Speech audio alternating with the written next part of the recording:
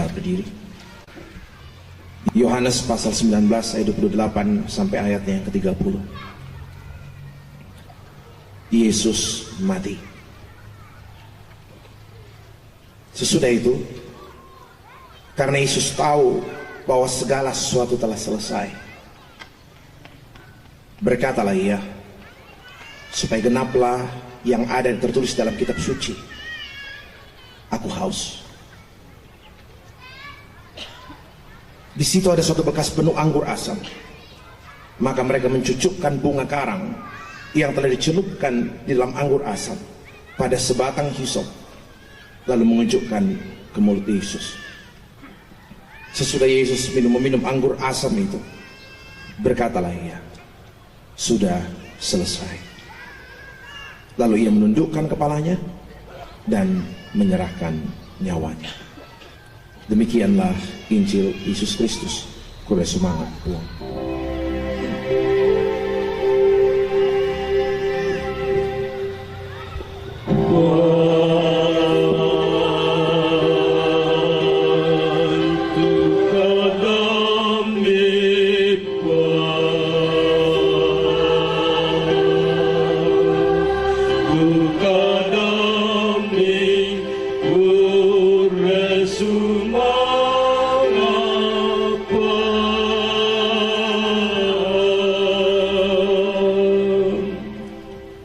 Silakan duduk kembali. Bapak Ibu Saudara-saudara yang kekasih dalam Tuhan, itu 3 bacaan yang boleh kita baca bersama-sama.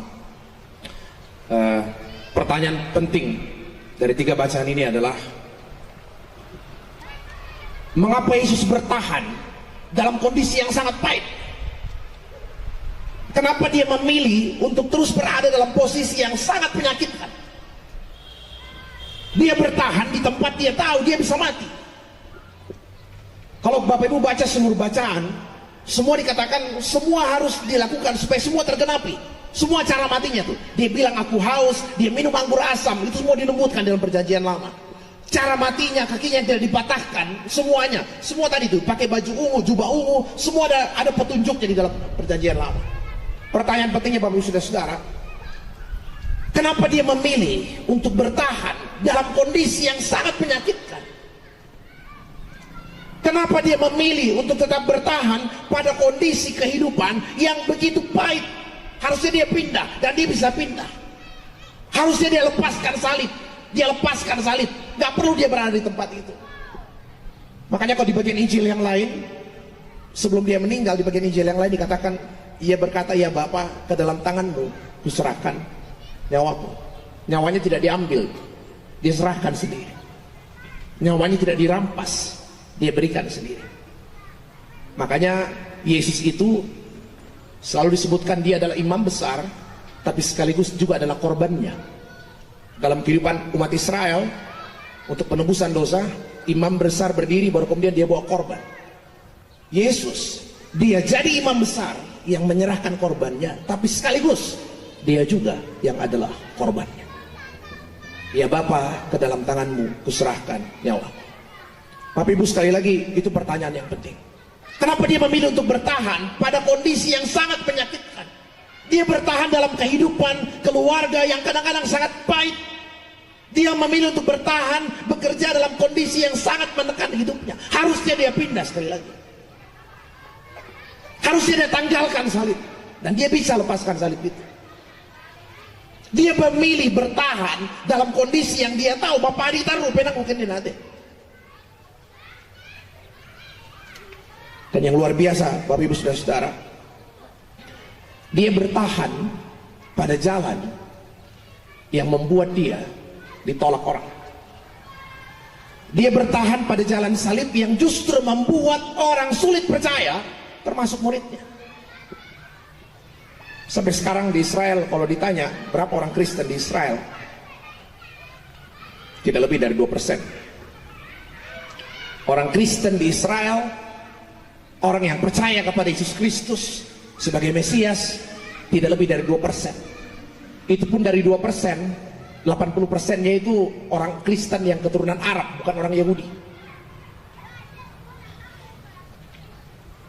Orang Yahudi kayak pendeta Benny Hinn itu, keturunan Yahudi, hampir pasti kalau masuk Kristen dikucilkan, dibuang betul-betul dari keluarganya.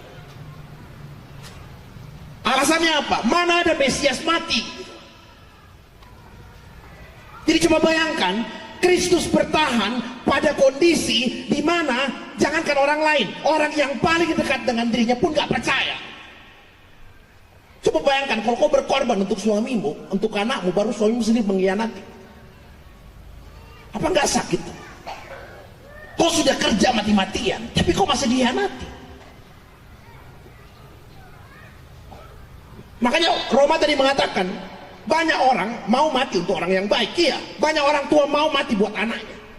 Tapi siapa yang mau mati buat orang yang jahat? Tapi Kristus mati when you still in your sin. Kristus mati bahkan ketika kau masih berdosa. Kristus mati bahkan ketika kau benci dia. Kristus mati bahkan ketika kau gak peduli dengan dia. Lihat Paulus ketika dia dipanggil. Paulus dipanggil ketika dia dalam perjalanan menuju ke Damsik. Bikin apa ke Damsik? Menganiaya, membunuh orang Kristen.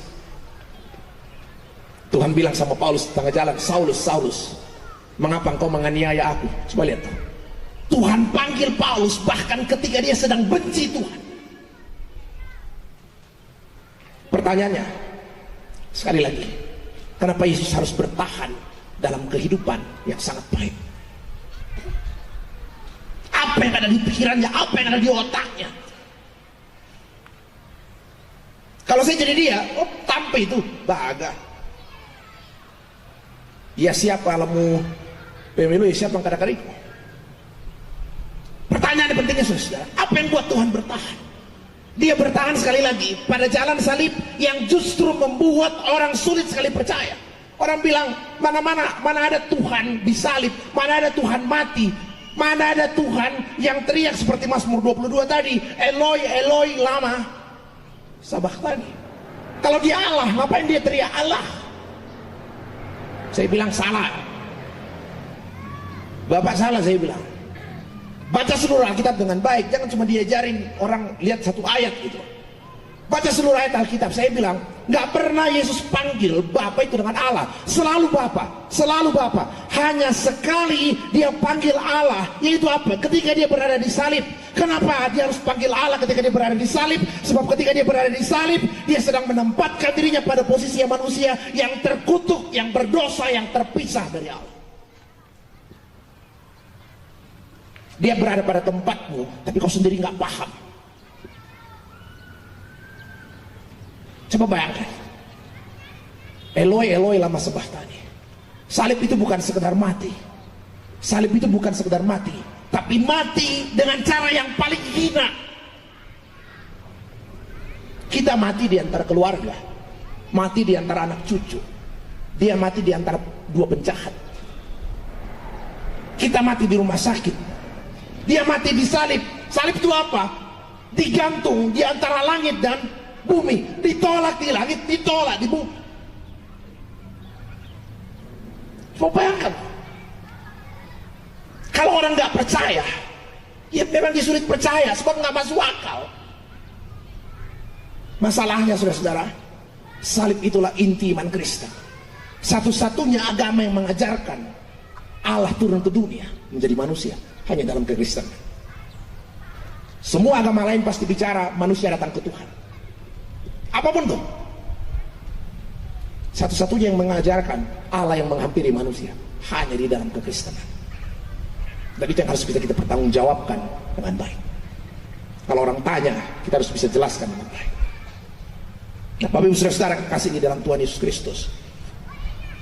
Jadi itu pertanyaan pentingnya. Kenapa Yesus bertahan? 3 bacaan ini paling tidak bicara tentang 2 hal. Kenapa Yesus bertahan dalam kondisi yang sangat menyakitkan? Yang pertama, paling tidak ada 2 hal. Paling tidak ada 2 hal. Ada beberapa poin tapi mungkin terlalu panjang. Paling tidak ada 2 hal yang saya mau sampaikan. Yang pertama, dalam konteks Injil Yohanes yang sangat kuat, ayat yang populer Bapak Ibu ingat selalu, Yohanes 3 ayat 16. Karena begitu besar kasih Allah dan dunia ini sehingga mengurniakan anaknya yang tunggal. Itu begitu jelas. Tapi saya mau lihat yang lebih konkret lagi. Yohanes 15:13. Kenapa dia bertahan pada jalur kematian? Kenapa dia bertahan dalam rasa sakit yang paling besar? Yohanes 15 ayat 13 bilang begini, sebab tidak ada kasih yang lebih besar daripada kasih seorang yang memberikan nyawanya untuk sahabatnya. Tidak ada kasih yang lebih besar. Jadi coba bayangkan, sekarang kalau kita mau tanya, kalau saya bilang sama pasang, Pak Pendeta Efraim, saya sayang dia, apa yang saya bisa kasih ke dia? Amplop serangan fajar dia. Itu bukan kau sayang, kau hina dia. Bukan kau sayang, saya bilang kau hina. Dan kau juga mau dihina itu. Kau ambil. Coba bayangkan, sekarang saya mau bilang sama Pak Pendeta Efraim, saya sayang dia, apa? Atau coba bilang sama istrinya, saya sayang kamu, buktinya apa? Kasih cincin, orang lain juga bisa kasih, saya bilang. Kasih apa? Apa bukti kasih yang paling besar? Tidak ada. Satu-satunya bukti kasih yang paling besar adalah kau mau berikan nyawamu nggak buat dia. Coba bayangkan saudara, saya paham nggak? Kalau Yesus bertahan pada salib dalam rasa sakit yang sangat dalam, Tuhan mau bilang sama saya, Pendeta Alfred, bukan masih liu, mau pangsial atau? Kau paham gak? Dan bukan sekedar sayang saudara, saya mau jelaskan lebih konkret bentuk kasihnya itu. Tadi dalam surat Ibrani yang dibaca bacaan kedua, dia bilang begini, sebab imam besar yang kita punya, Kristus, bukanlah imam besar yang tidak dapat turut merasakan kelemahan kita, tetapi sebaliknya sama dengan kita, ia telah dicobai, ia melalui jalan salib. Jadi kalau ditanya orang bilang, Pak Pendeta kasih macam apa, saya bilang sederhana, kasih kematian ketaatan Tuhan pada salib adalah kasih yang mau memastikan kemanapun kau pergi, di titik terdalam dalam hidupmu sekalipun, pasti dia buang Yesus. Ketika kau merasa seorang diri, Tuhan ada di sana. Bahkan ketika semua orang lain pergi, Tuhan ada di sana bersamamu. Mungkin kau pernah berusaha buang Yesus, bahkan mungkin kau sendiri nggak sadar kau dengan Tuhan. Ketika kau berpikir semua orang pergi. Minggu lalu tuh saya nggak tahu, saya neteskan air mata dengar lagu apa itu, lagunya Orang Tua Sidi. Masih ingat nggak tuh? Kalau jemaat mungkin lupa, tapi kalau Orang Tua Sidi masih ingat nggak? Jangan lupa juga. Itu kan kutipan dari kitab Yesaya, juga Mazmur 20, 220. Bulu yang terkulai takkan dipatahkannya, dia akan jadikan indah. Bulu yang terkulai. Bulu itu apa? Bulu itu kayak bambu kecil. Orang Israel, orang Yahudi suka bikin kayak suling. Dan Bapak Ibu lihat, kalau suling patah, mau diapain? Kira-kira kalau Bapak Ibu punya suling patah, diapain? Dibuang. Kalau suling kita ini kayak suling yang patah, kayak bulu yang patah, kalau patah mau diapain? Dibuang. Apalagi ini bukan berlian. Kalau berlian rusak, kita ambil, kita poles kembali. Kalau mobil mewah lecet, kita bagusin kembali. Kalau emas yang rusak, kita poles kembali. Tapi kalau bulu itu apa? Banyak di tepi sungai Yordan, banyak. Dibuang ini gampang ambil lagi. Tapi Tuhan bilang apa? Kau itu seperti bulu yang terkulai. Bulu yang terkulai takkan dipatahkannya. Dia akan jadikan indah, sungguh lebih berharga. Ketika saya seperti bulu yang terkulai, yang kayaknya saya merasa nggak ada artinya lagi. Saya merasa saya nggak punya arti, saya nggak punya manfaat lagi. Apa yang terjadi? Tuhan tidak pernah akan patahkan. Dia akan betulkan kembali. Dia akan pulihkan kembali. Buat menjadi lebih berharga, lebih dari semua. Sumbu yang pudar. Kalau sumbu pudar, kita akan bilang apa? Apa dia bisa mantu? Tuhan tidak padamkan, kata. Tapi kalau sumbu pudar, sebab kalau sumbu pudar dipadamkan, apa yang terjadi? Lihat aja kalau di Israel kita mesti kasih lihat itu yang nyala kayak gitu. Dia guide kami bilang, coba Pak Pendeta tiup. Kalau kasih padam, apa yang terjadi? Saya tiup, padam, langsung mengepul asapnya, semua orang pergi. Tuhan gak mau kau seperti itu. Dia tidak padamkan, dia buat, dia jaga sampai terus menyala. Dan dia tetap menjadi sumber kehangatan bagi setiap orang yang ada di sampingnya. Coba bayangkan saudara, apa yang firman Tuhan mau katakan? Kasih di salib adalah sebuah jaminan pasti dari Tuhan, dimanapun kau berada, indah itu seorang kau. Saya ingat satu kali khotbah di satu gereja di Jakarta, GKI, khotbah tentang gembala yang domba yang hilang. Domba yang hilang, yang firman Tuhan katakan dalam Lukas 15, kalau ada domba yang hilang, sang gembala akan pergi mencari sampai ia temukan. Gembala akan cari sampai ia temukan, sebab gak mungkin domba balik sendiri ke gembalanya. Gembala akan cari sampai ia temukan, dan kalau sudah temukan, dia akan ambil, dia taruh di pundak, dia akan kembali dengan bersuka cita. Suatu Tuhan akan cari sampai dia temukan. Habis ibadah, saya ditanya sama seorang bapak, Pak Pendeta, seorang ibu, Pak Pendeta, kenapa tante? Kalau saya hilang, didapat nggak? Saya bilang, emang tante mau kemana? Ya kemana aja. Saya bilang, bilang nih kemana kak? Mau kemana kak? Ke pasar, Bolu atau di pasar pagi? Tante mau kemana? Ya kemana aja. Saya bilang aja. Kan tante tanya, kalau saya hilang ditemukan nggak? Saya bilang, tante mau kemana? Sebut aja satu. Tante mau kemana? Sebab apa? Yang saya tahu, Mazmur 139 mengatakan, kemanapun saya pergi, kayak ke ujung laut engkau ada, saya ke ujung langit engkau ada, bahkan saya bawa tempat tidur ke dunia orang mati sekalipun engkau ada.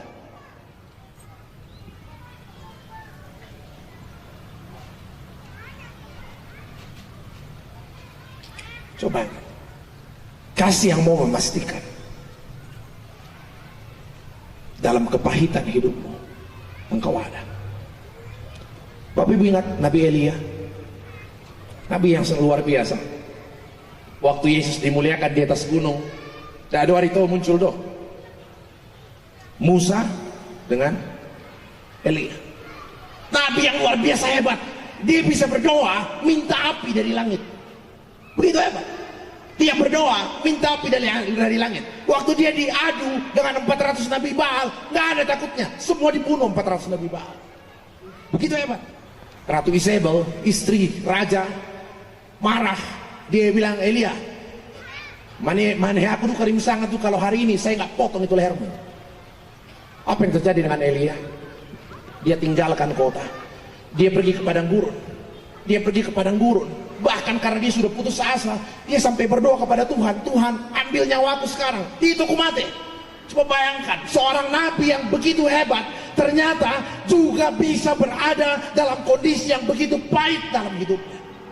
Sampai dia bilang, Tuhan, saya nggak ada gunanya lagi, tak mau ikut Tuhan, nggak ada artinya lagi saya hidup, ngapain? Saya tidak berarti apa-apa, saya tidak lebih baik dari orang. Ambil nyawaku. Apa Tuhan ambil nyawanya? Tidak. Tuhan tidak ambil nyawanya. Tuhan masih mau pakai. Anak-anakmu masih butuh, saudaramu masih butuh, orang tuamu masih butuh, teman-temanmu masih butuh. Aku pakai tuh. Coba bayangkan. Bahkan ketika dia sendiri mau diambil nyawanya, Tuhan bilang enggak. Saya masih mau pakai hidupmu. Dan Bapak Ibu saudara-saudara, saya bayangkan tuh kisah Elia. Saya baca ceritanya baik-baik. Waktu imannya masih kuat luar biasa, pernah kelaparan, dia tidak khawatir. Tuhan bilang sama burung gagak, datang kasih makan Elia. Itu waktu Elia kelaparan, pada saat imannya masih kuat. Tapi yang menarik saudara, ketika dia mau bunuh diri, imannya sangat lemah, dia sangat tertekan, dan dia ada di padang gurun kelaparan. Waktu dulu imannya masih kuat, yang datang kasih makan dia siapa? Burung gagak. Tapi waktu dia kelaparan, imannya lemah, dalam kondisi yang sangat tertekan di padang gurun. Ingat tidak, siapa yang datang kasih makan dia? Malaikat Tuhan.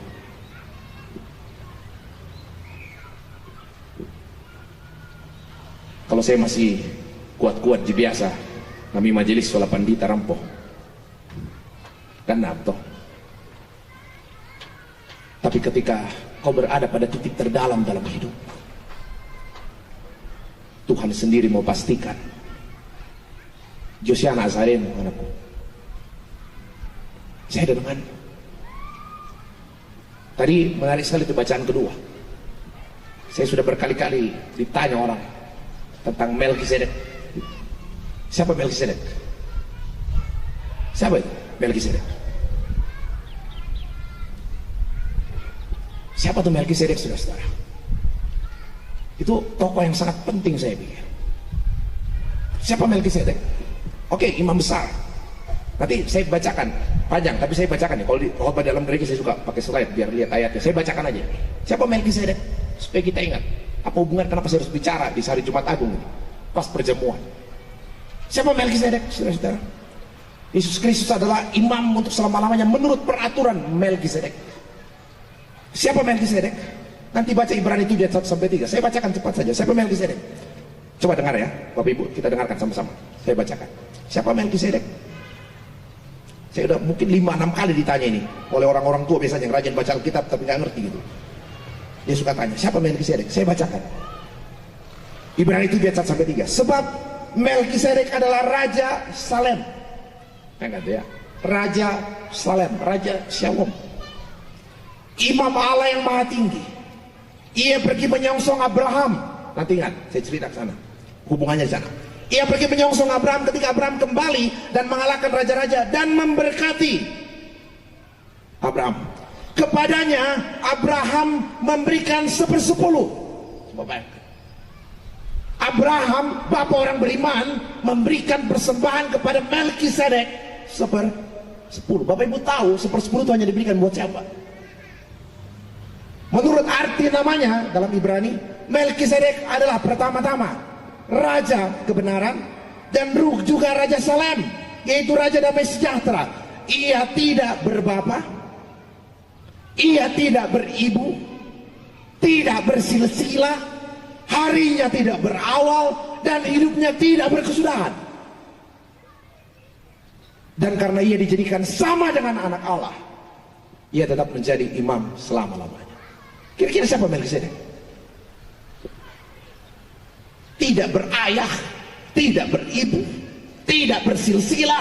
Abraham memberikan persembahan kepadanya 1/10. Harinya tidak berawal, harinya tidak berakhir. Siapa Melkisedek itu?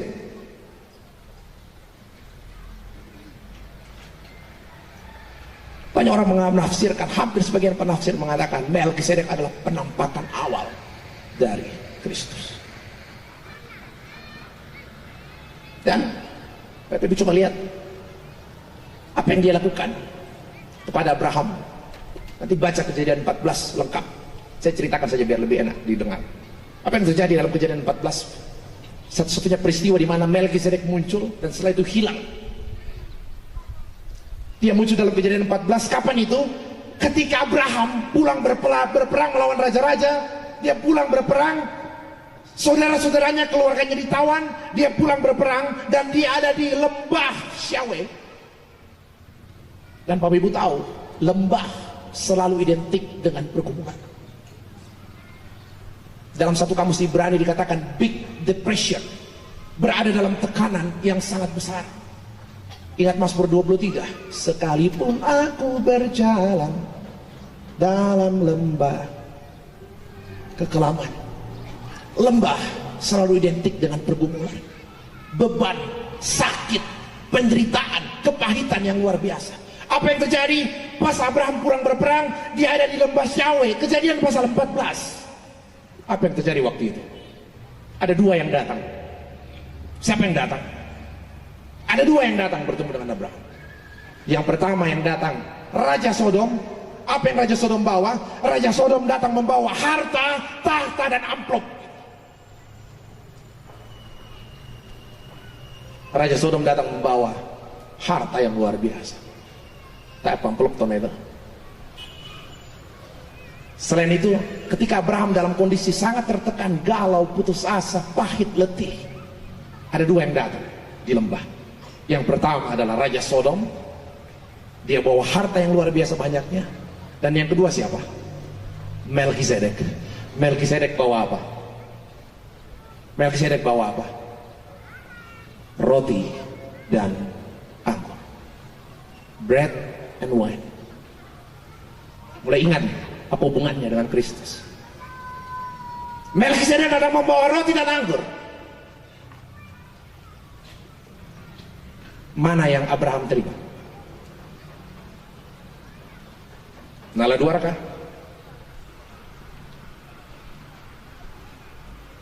Abraham tidak menerima harta dari Sodom. Yang dia terima adalah apa? Hanya roti dan anggur.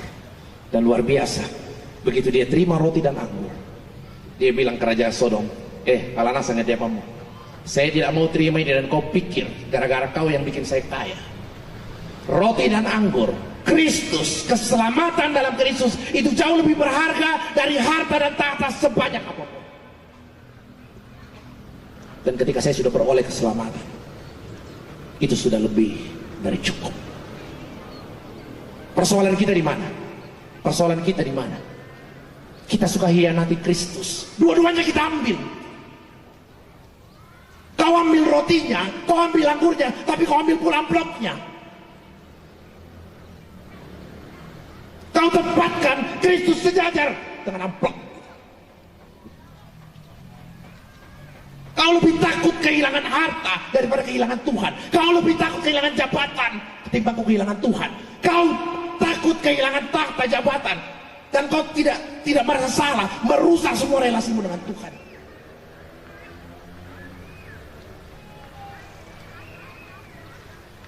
Coba bayangkan, ketika Abraham sudah terima roti dan anggur, dia bilang sama Raja Sodom, "Kami sudah itu. Saya terbatas dalam banyak hal. Pensiun juga terbatas. Anak-anak masih sekolah. Biayanya saya nggak tahu dari mana. Tapi ketika saya terima roti dan anggur, kepastian keselamatan di dalam Tuhan, saya percaya. Ini adalah jaminan kehidupan. Kehidupan dan keselamatan kekal bersama dengan Tuhan Yesus." Tuhan pastikan dia ada bersama dengan saudara-saudara sekalian. Itu yang pertama, wujud dari kasih Allah yang luar biasa. Yang kedua, saya cepat saja, apa arti ketaatan Tuhan di salib? Tadi bacaan yang kedua, Ibrani 8 ayat 5, 8-9, dia bilang begini, dan sekalipun ia adalah anak, ia telah belajar menjadi taat dari apa yang telah dideritanya. Ia taat dari apa yang telah dideritanya, dan sesudah ia mencapai kesempurnaannya, ia menjadi pokok keselamatan yang abadi. Yesus taat sampai mati supaya semua rancangan Tuhan sempurna. Itu makanya di akhir, kata terakhir yang dia ucapkan adalah apa? Dalam bacaan kita, it is finished. Sudah selesai, sempurna, komplit. Tuhan pastikan keselamatan. Tuhan setia sampai akhir supaya apa? Keselamatan itu sempurna dari milik kita, jadi milik kita. Orang tanya sama saya, "Pak Pendeta, salam atau ngomong kate?"